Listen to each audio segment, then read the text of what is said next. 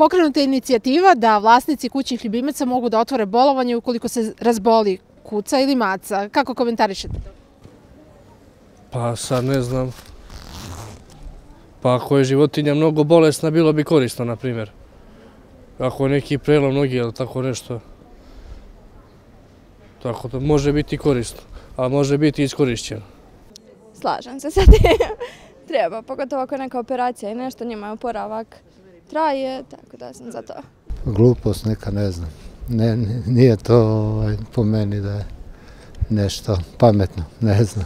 Može da se zloupotrebi dosta, ali ako je baš smrtna bolest ili teško kuća ne može živjeti samo ili da radi bilo šta samo po kući, da treba vlasnik da ostane malo sa njim dok se ne oporavi da može samo. Pa to je prvi put čujem, nije loše. Nije loše.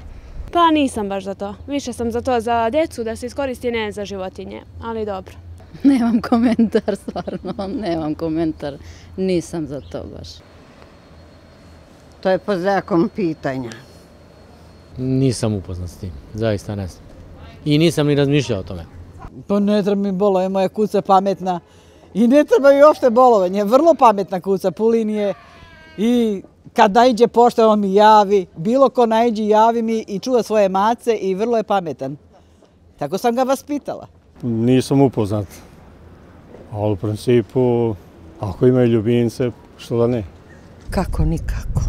Umjesto ljudi da se bave decom i da šetaju decu i unuke, ja imam i unuke.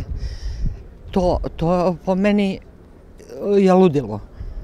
Nikako se s time ne slažem. To je najveća glupost, to treba ukinuti kućne ljubimce i vlasnike.